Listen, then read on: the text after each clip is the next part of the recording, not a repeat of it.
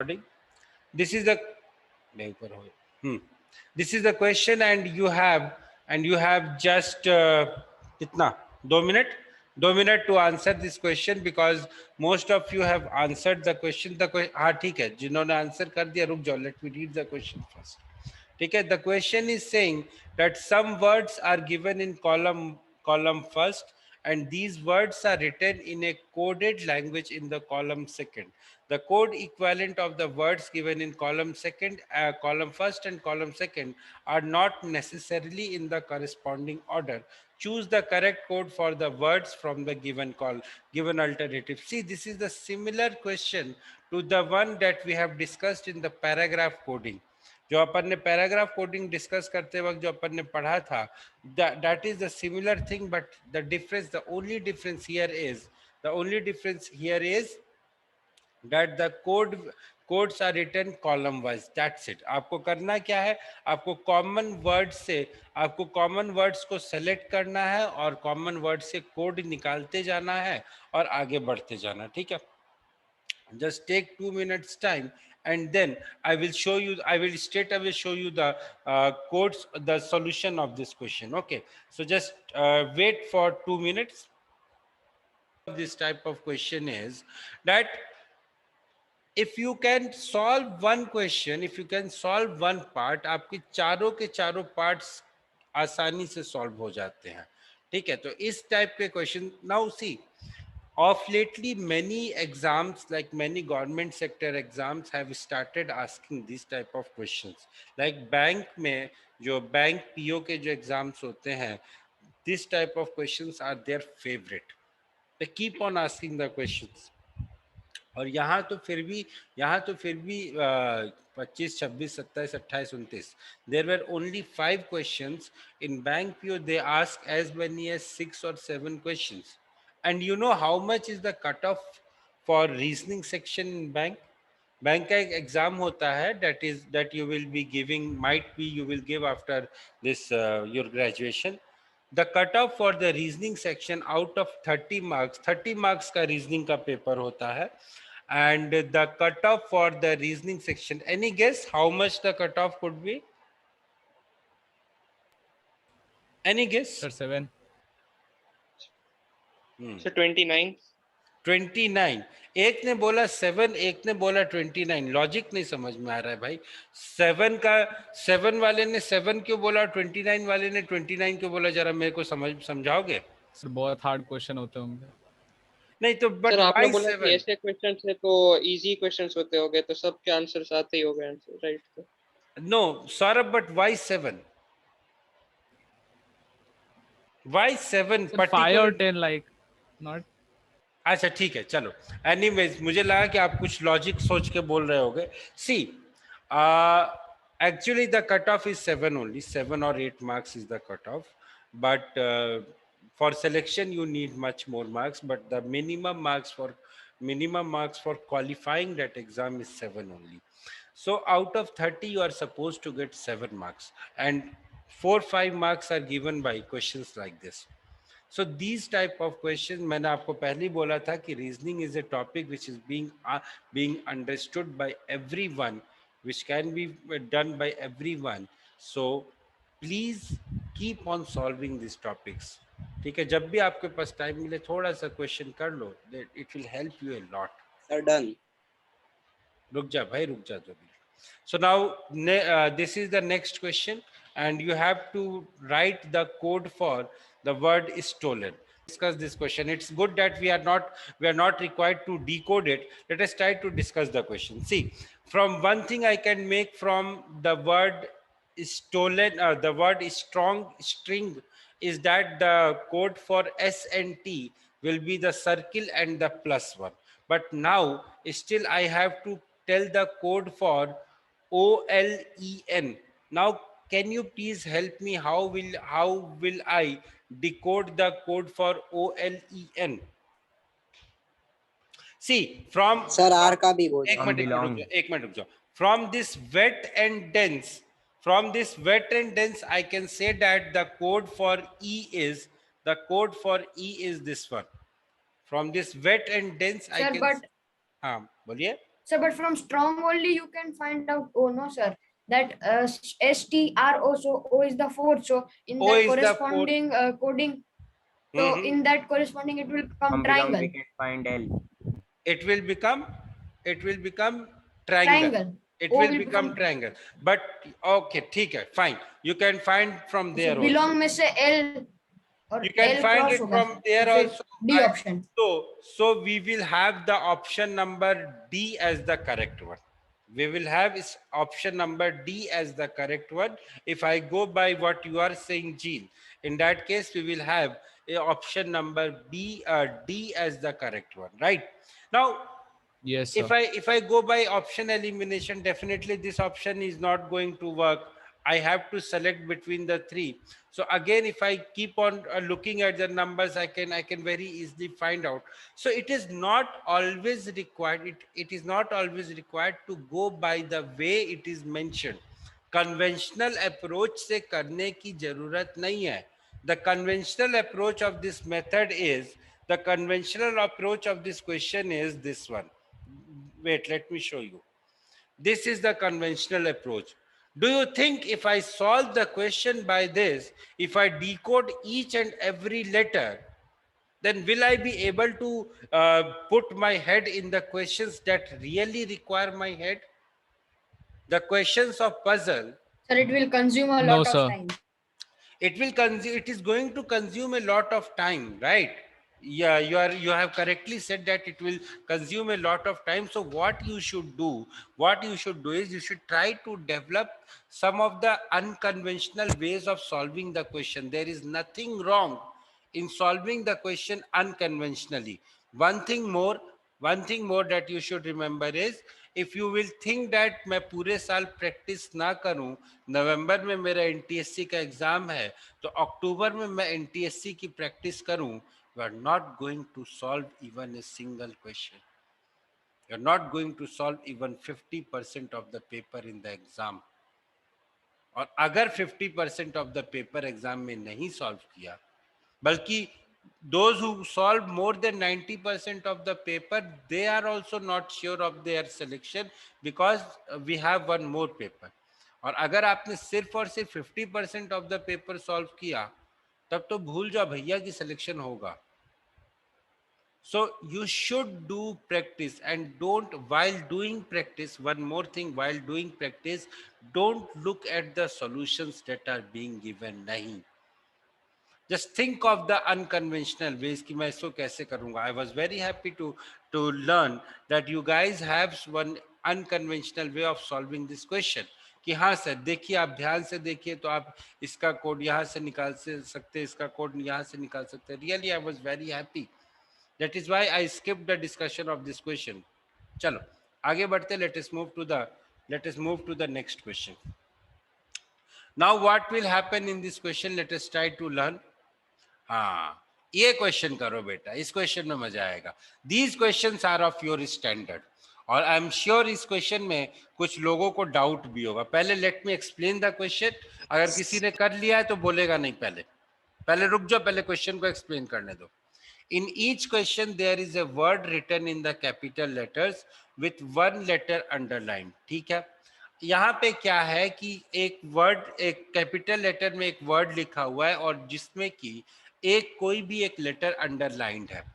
अब यहाँ पे ऑप्शंस में आप देखोगे कि if the word is a 5-lettered word, there are some 5 options also. Now what the question is saying कि हर कैपिटल लेटर के करस्पॉन्डिंग एक कोड लिखा हुआ है. वो कोड ऑप्शन नंबर ए भी हो सकता है, ऑप्शन नंबर बी भी हो सकता है, ऑप्शन नंबर सी भी हो सकता है, डी भी हो सकता है, ई भी हो सकता है. आपको उस कोड को डिकोड करना है.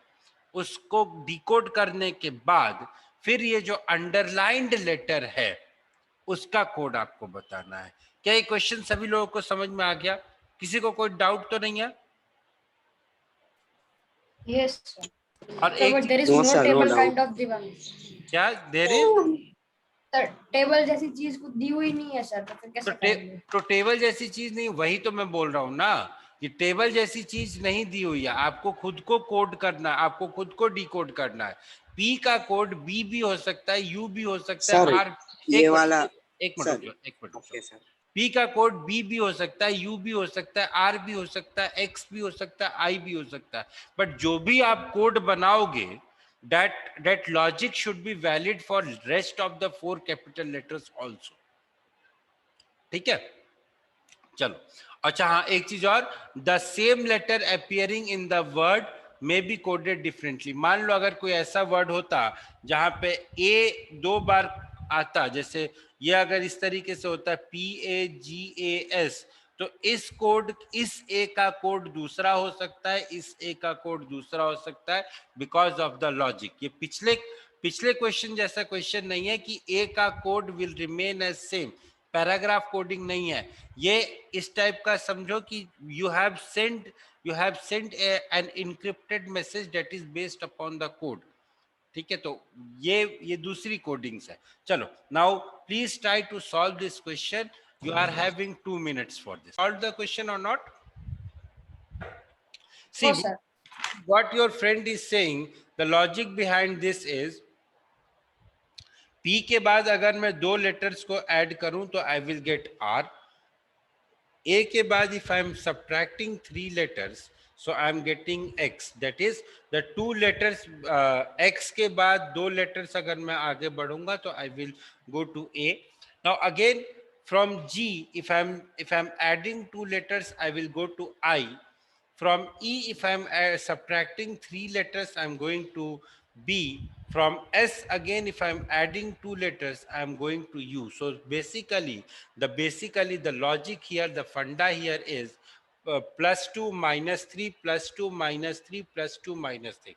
This is what is the logic of this question. Now let us move to the next question. चलो भाई, इसमें बताओ, सोचो ऐसे ही लॉजिक होंगे, कुछ ना कुछ ऐसा ही होगा।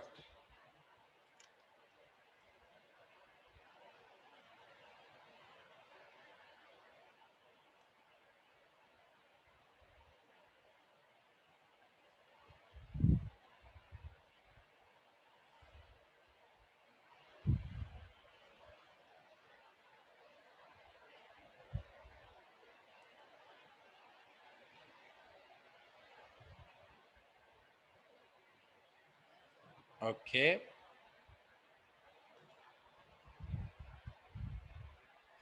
A, you are saying option number A. Okay.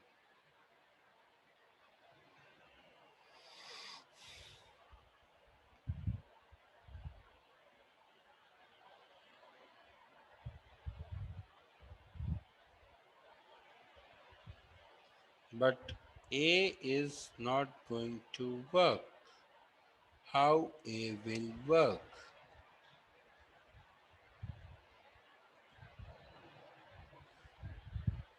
Option number A, option number A, option number A.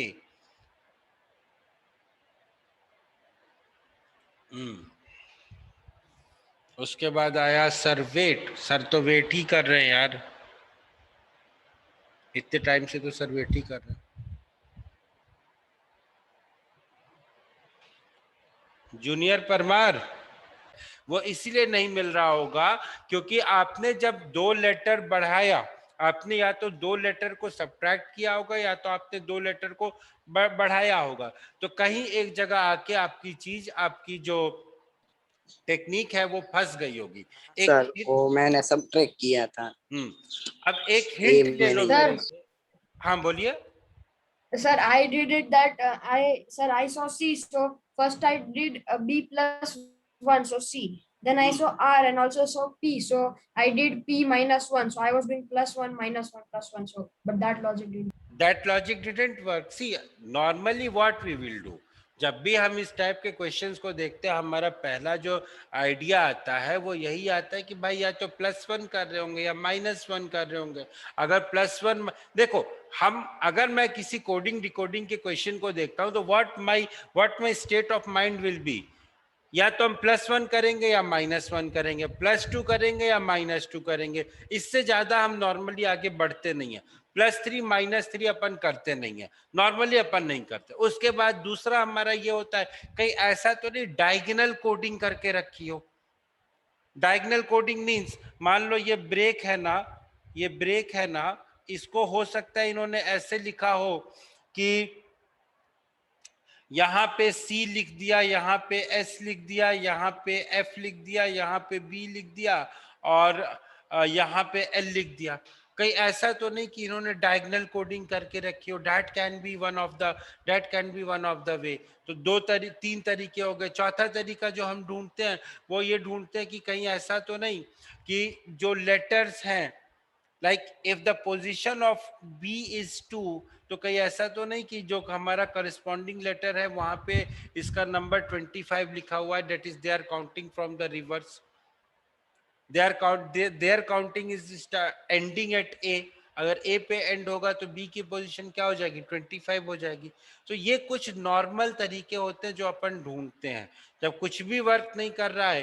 तो यहाँ पे देखो, यहाँ पे इन्होंने क्या किया। अब देखो यहाँ पे क्या प्रॉब्लम क्या आ रही थी, यहाँ पे ये प्रॉब्लम आ रही थी कि भाई ठीक है इसको -2 किया, लेकिन इसमें फिर आप +2 करोगे तो गड़बड़ हो जाएगी।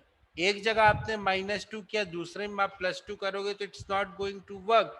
कहीं ना कहीं आप आगे जाके मार खाओगे। फिर क्योंकि R में +2 करोगे तो फिर आपको E में -2 करना पड़ेगा, फिर आपको A में +2 करना पड़ेगा, K में -2 करना पड़ेगा। Now that is not going to work because आप कहीं ना कहीं आपके पास एक गड़बड़ होने वाली है।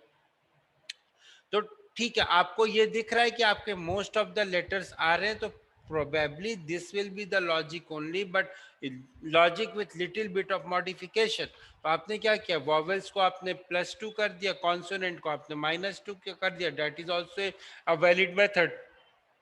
You can solve your question like this also। Moving to the next question, this one, April। चलो भाई अप्रैल को ट्राई करो। ए से 3 लेटर पहले I am having X, P के 3 लेटर बाद I am having S, R के 3 लेटर बाद I am having U, I से 3 लेटर पहले I am having F, L के 3 लेटर बाद आई एम हैविंग O। तो basically what it has been done here is, for vowels I have subtracted 3 letters and for consonants I have added 3 letters। ठीक है, चलिए आगे बढ़ते हैं।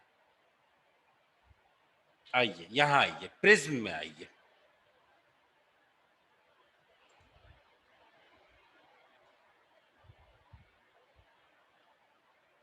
Okay, Vansh, I will ask you answer of this question from you only। I'll ask answer, फिर answer देख ही लेते हैं। The question will be, Yes, sir. It will be R. it will be like -1। आप सभी letters में करते जाओ। P से -1 किया तो P के एक लेटर पहला हो गया O, R से एक लेटर पहला हो गया Q, I से एक लेटर पहला हो गया H, S से एक लेटर पहला हो गया R एंड M से एक लेटर पहला हो गया L। So the correct answer of this question is option number A। ठीक है, नेक्स्ट। ओ गड़बड़ हो गई, इसका तो मैंने आंसर ही पहले दिखा दिया। चलो ट्राई दिस क्वेश्चन। हाँ, although the answer is in फ्लूस में वैसे ही रहने दो। चलो देख लेते हैं भाई। क्या है कि A से 2 लेटर्स आगे बढ़े तो मुझे C मिला, B से मैं एक भी लेटर आगे नहीं जाऊंगा तो मुझे B मिलेगा, O से फिर मैं 2 लेटर्स आगे बढ़ा तो मुझे Q मिला, V से मैं एक भी लेटर आगे नहीं बढ़ा तो मुझे V मिला, और E से मैं 2 लेटर्स आगे बढ़ा तो मुझे G मिला। That is the same thing only. Now let us move to the next question. Question number 41. Your time starts now। Is your answer is correct only। Consonants में I am adding 3, vowels में I am adding 2, consonants में I am adding 3, vowels में I am adding 2, and in the same way I am getting my result। See, the questions are very simple। करना वही है, इन questions को करने के लिए करना सिर्फ वही है। रीजनिंग का कोई भी क्वेश्चन उठा लो, except that analytical reasoning part, till then I'm speaking, please solve this question। This was one of the best question that I have, although there is the solution of this question, I can't hide it, but be honest to yourself, solve this question। This is one of the best question that I have। ठीक है, सो आपको करना वही है, आपको सिर्फ question को देखना है और क्वेश्चन के हिसाब से हमारे पास जो टूल्स हैं वो टूल्स हमारे पास ये है कि लेटर्स का number equivalent, that is my tool, and the plus minus division, that all I have. ठीक है, तो this is what we have. तो उसको यूज करना है कैसे ना कैसे, and then you have to simplify the things. Now see this question. Although due to my mistake, you have the solution of this question, but this is a very good question. Let me explain you this question. The question is saying in a code, A is coded as 26 and Z is coded as 1. बहुत अच्छी बात है। इसका मतलब ये हुआ कि basically what they are doing is they have done the numbering in the reverse order. But at the same time they are saying that the code for G is 25. Now this is something that should make you worry. क्योंकि ये कैसे possible है sir? अगर A का code 26 है, Z का code 1 है, तो इस हिसाब से G का जो कोड आना चाहिए that should come out to 20. That should come out as 20. But here they are saying that the code for G is 25. आगे बढ़ते हैं थोड़ा. And at the same time, they are also saying that the code for milk is 83. Now the biggest hint, see, wherever the number equivalents are being written, चाहे अब आगे जाके अपन series वाले questions करेंगे या उसके आगे जाके अगर अपन मिसिंग नंबर वाले क्वेश्चंस करेंगे, याद रखना वहां पे हमें 2 या 3 फिगर्स दी होंगी जिसमें हर जगह हमें हिंट दिया होगा। वो हिंट को मुझे पकड़ना है। Reasoning is all about catching the hint and then going. अब देखो ध्यान से यहाँ पे हो क्या रहा है। ये जो मिल्क है, अगर मैं इस मिल्क के कोड को अगर मैं पकड़ के लिखूं, then what I will have, see, M का कोड हो जाएगा 14, आई का कोड हो जाएगा, आई का कोड कितना होगा भाई जरा बताओ? If the code for A is 26, what will 18. 18? The code for I will be 18. The code for Yes, sir. L will be 15, and the code for K will be 16. If you add all this, you are getting 63. If you add all this, you are getting 63. लेकिन result क्या है? Result है 83. अभी भी मुझे 20 चाहिए ताकि मुझे 83 मिले। अब ये 20 कहां से आएगा ये लॉजिक मुझे नहीं पता है। दूसरी चीज जो मुझे पता था, यहाँ पे G का कोड था 20, इसमें उन्होंने 5 ऐड किया, कहां से ऐड किया मुझे नहीं पता, लेकिन मुझे रिजल्ट मिला 25। अब जो सारी की सारी कहानी है दोस्त वो यही पे है, उसके अलावा तो कुछ बचा ही नहीं है इस क्वेश्चन में। अब देखो जरा ध्यान से, एक मिनट रुक जाओ बेटा। अब देखो जरा ध्यान से, थोड़ा सोचने की और थोड़ा समझने की कोशिश करना। The word milk has 4 letters. भाई जब कुछ नहीं समझ में आ रहा है, 20 मुझे चाहिए कहीं ना कहीं से, तो I have to apply some logic. That logic can be anything. Now see, this word milk has 4 letters in it. यहाँ पे क्या है? यहाँ 20 है। तो अगर मैं इस 4 को 5 से मल्टीप्लाई कर देता हूं तो मुझे 20 मिलेगा। अगर मैं इस 4 को 5 से मल्टीप्लाई करता हूं तो मुझे 20 मिल रहा है। But the same logic should work here also, should work for the case of G also. ऐसा नहीं कि जी के केस में आप किसी और नंबर से मल्टीप्लाई कर दोगे और बोलोगे कि नहीं ये वर्क कर रहा है। नहीं, आपने यहाँ पे क्या किया है, आपने यहाँ पे नंबर ऑफ लेटर्स को 5 से मल्टीप्लाई किया। तो in for the case of G also you should multiply number of letters with 5. Here there is only one letter, so what I will do, I will multiply 1 with 5, so the result is 20 plus 5 which is equal to 25. ठीक है, मेरा काम बन रहा है। हो गया, मेरे दोनों कोड सेटिस्फाई हो गए, G equal to 25, milk equal to 83, ये सब कुछ मेरा सेटिस्फाई हो चुका है. Now I have to write the code for water. तो सबसे पहले वाटर के वर्ड्स का, लेटर्स के नंबर का सम निकाल लो. सम निकाल के 5 into 5 से मल्टीप्लाई कर दो. Why 5 into 5? Because there are 5 letters, so I will multiply it by 5 into 5, which is equal to 25. So finally I'm having 68 plus 25, which is equal to 93. So the 93 will be the correct answer of this question. Yes, Jill, you are saying something. Sir, but if we apply, sir, here only G equals to 25, but sir, if we apply the same logic to A, sir, then its answer should come as 31 and Z's answer should come as no. क्या applying क्या क्या क्या क्या sir बोल G में, sir G में अगर हम उसे रिवर्स में देखें तो 20 हो रहा है, प्लस हमने 5 into 1 किया और 25 मिला. सर तो फिर वो G के लिए मतलब एक सर A में फिर वो सेटिस्फाई होना नहीं चाहिए. नहीं नहीं नहीं, तुम समझ नहीं रहे हो. You are reading the question. Sir चालू में तो सर बस रिलेशन दिया हुआ है, बाकी कोड तो शुरुआत में आगे तो दिया बेटा है. रिलेशन दिया हुआ है कि A को आपने 26 किया, Z को आपने 1 किया. Then what they are saying that using this relation, if G is equal to 25 and milk is equal to 23, इस रिलेशन को यूज करके मैंने एक कोड बनाया जिसमें G की वैल्यू है 25 और मिल्क की वैल्यू है 23. सपोज करो हम किसी ऐसे प्लैनेट पे चले जाते हैं जहां पे नंबरिंग जो है मेरी A की जगह मेरी नंबरिंग Z से स्टार्ट हो रही है. वहां का जो अल्फाबेट लिखा होगा वो इस तरीके से लिखा होगा, ZYX ... और उसके बाद A. हम लोग ABCD पढ़ते, वो लोग ZYX पढ़ाते होंगे. सपोज करो हम ऐसी जगह कहीं चले जाते हैं. There this is valid that A is equal to 26 and Z is equal to 1. Now using some further modifications, what I have done is I have written G is equal to 25 and milk is equal to 83. Now using the logic by which I have written this, you have to tell the code for water. समझ में आया जील? Yes, sir. ठीक है, चलो last question of the day. Please do it. Last question of the day.